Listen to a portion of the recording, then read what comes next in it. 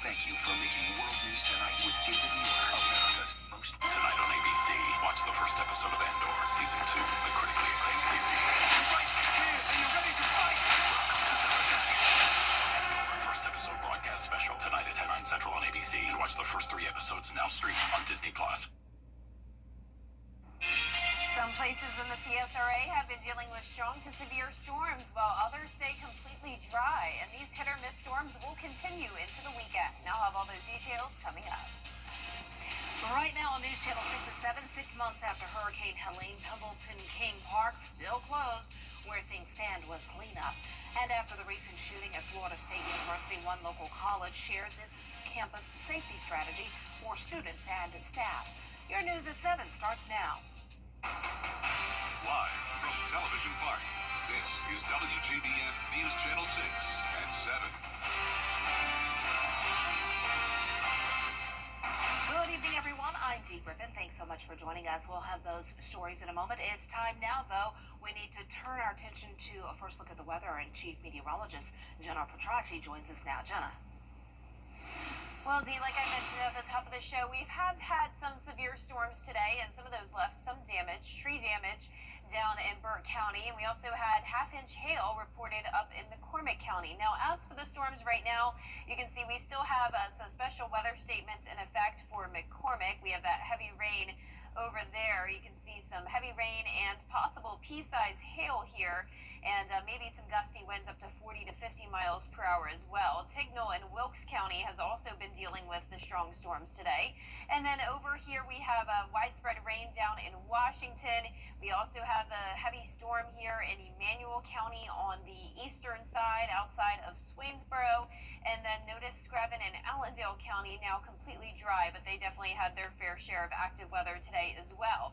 The 12-hour rainfall total map is showing very spotty activity, so some places stayed completely dry, while others got over 3 inches of rain, and it looks like Emmanuel County was our hotspot today for the most rainfall, but notice a part of Jefferson County seeing possibly over 5 inches of rain as well. Now, as for our almanac, we stayed near average with a high of 81, but this morning we were 6 degrees above average with a low of 58.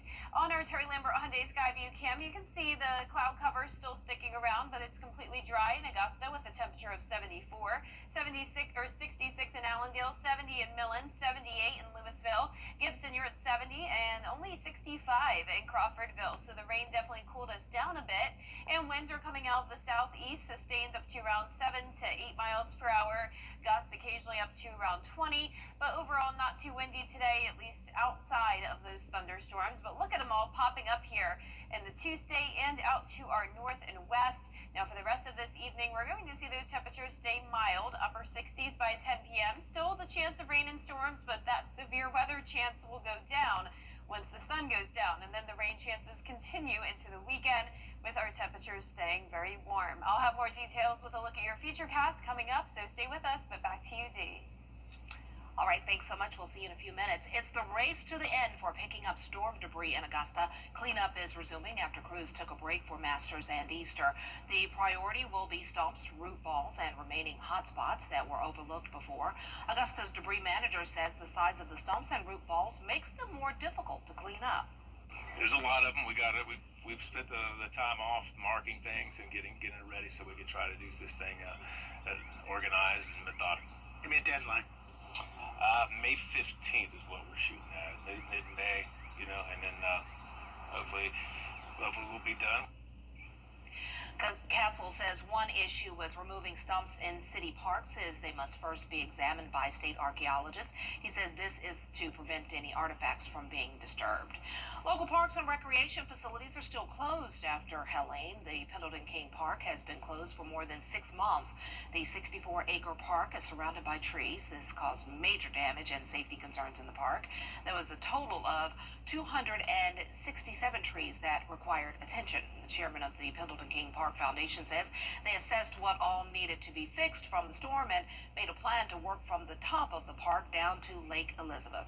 Steve Castle and the FEMA groups came in along with the city, and we sort of came up with a strategy to divide the park up into sections to start clearing out all the debris, just because it was such a remarkable amount.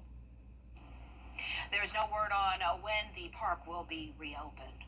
Parents in McDuffie County want county leaders to improve a long-standing park. Nearly 400 people have signed a petition calling on the Parks Department to upgrade facilities at Sweetwater Park. Graham Lee has the story. Parents have taken their kids to play baseball and softball at Sweetwater Park for years, but over time, facilities have aged. And while some improvements have recently been made, parents signing the petition say they're only seeing more work that needs to be done.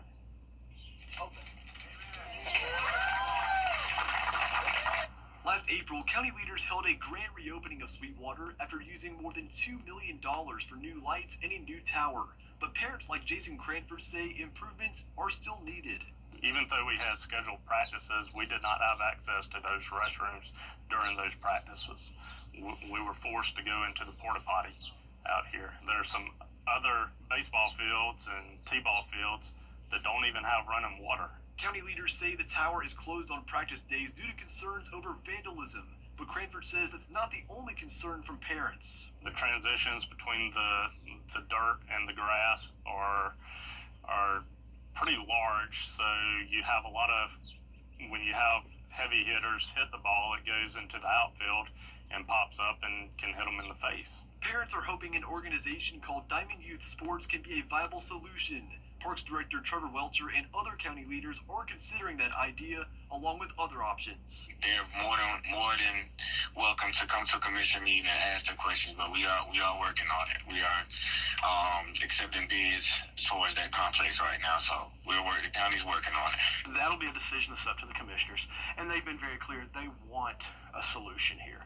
So I expect something, I won't say soon, because in government you don't want to say soon, but I think we are working toward a solution, absolutely. I want this to be about the kids and providing a proper facility for the kids to play in.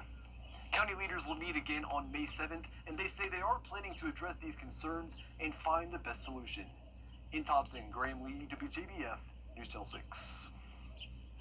Local campus police share how they are working to ensure safety for students and staff after the mass shooting at Florida State University last week. Under Georgia state law, students and staff are lawfully allowed to carry a concealed weapon on college campuses. The campus carry law refers to public college and university campuses and requires the individual to qualify as a lawful weapon carrier.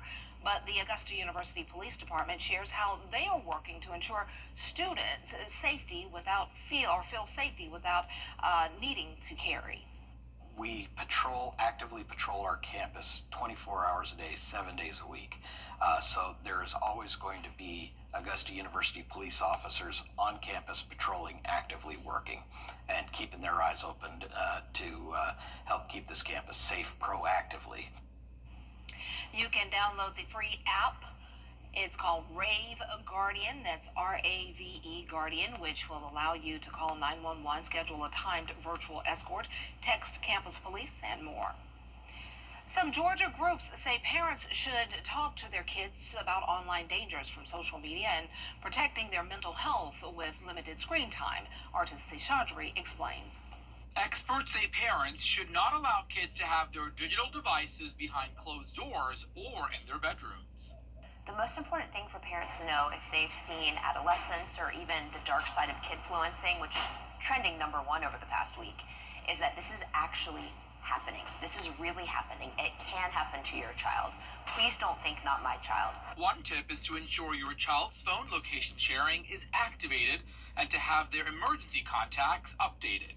It's covering the very real issue that parents and children are facing, where parents don't know what their children are encountering online, and children are encountering the worst of the worst when it comes to influences, misinformation, bullying, and toxic masculinity. The Georgia Association of Educators is hoping cell phones are limited during class hours to protect their mental health.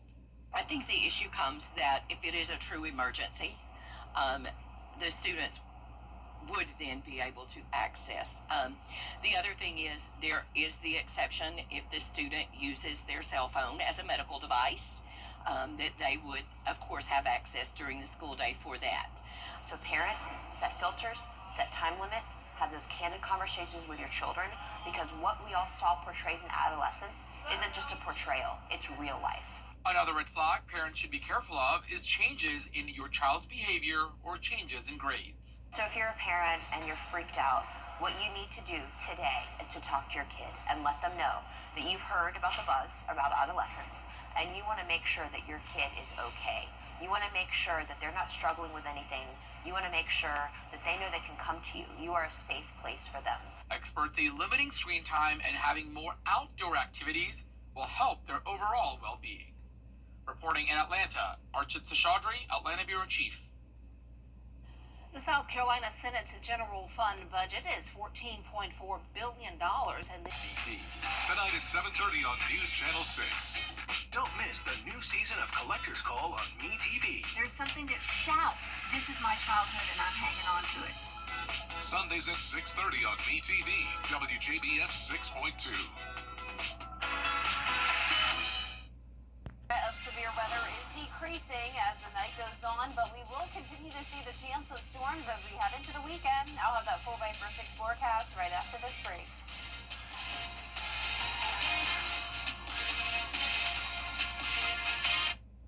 Right now with rooms to go.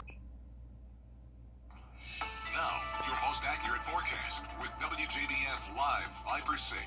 Welcome back. We did have a couple trees down today in Burke County with the severe thunderstorms earlier, but luckily no widespread storm reports.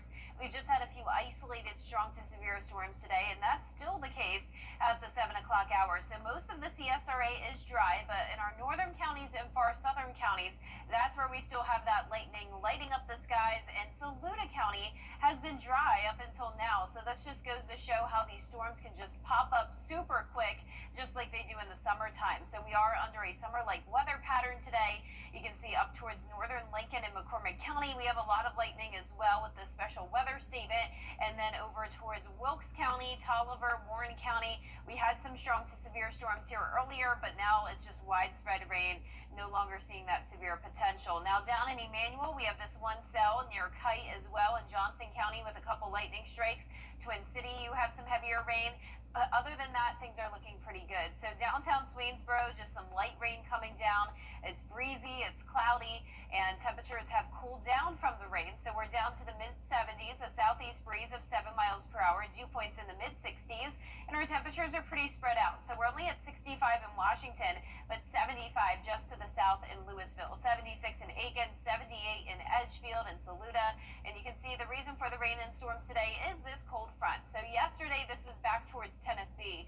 Now that it's closer to us, that's why we had the higher chance of rain today, and we'll have another good chance of rain tomorrow. So keep that in mind if you're headed up to the fair. There will be the chance of those pop-up showers and storms throughout the evening, especially once we get past 8 o'clock. So we'll look at that in a moment. Now, if you're headed to the air show this weekend, I'd suggest Sunday over Saturday, but even Saturday won't be a complete washout. So we're not expecting widespread rain any of these days. It's just going to look how it did today, pop-up showers and storms. But on Sunday, just a stray shower. And on top of that, the humidity will be lower and it will be a few degrees cooler. Our future cast tonight at 8 o'clock showing rain and storms still across half the area. But as we go into the overnight hours, we're mostly dry. Just a few showers out to our west. At this point, there will no longer be any severe potential. And tomorrow afternoon starts out nice and dry. A few pop-up showers and storms, but here comes the bulk of the rain late at night. So say between 8 o'clock to midnight, it will be pretty rainy, widespread coverage here. This isn't looking severe to me either, and as of now, we are not under a threat of severe weather. But of course, with any summer-like setup like this, any of the storms could become severe, so we'll be keeping a close eye on it. Now, Friday, more of the same, starting out dry, afternoon showing the storms developing, but still not as much coverage on Friday than what we'll see tomorrow night. And then Saturday, a rinse and repeat again. Now, the rainfall estimates are going to be very spotty. Some places over 3 inches, other places only up to around 1/10 of an inch. But all of us will be staying pretty warm with highs in the 80s. Warmest day will be Saturday at 87. We'll be up to 88 next week, and it will be a warm start to May. Above average temperatures aren't going anywhere. You can see on our 10-day forecast, the rain chances are sticking around until early Sunday. We're back to sunshine early next week with the low temperatures pretty mild, around 60 degrees. And we'll be right back. You've been in a serious... Okay, kid. One.org.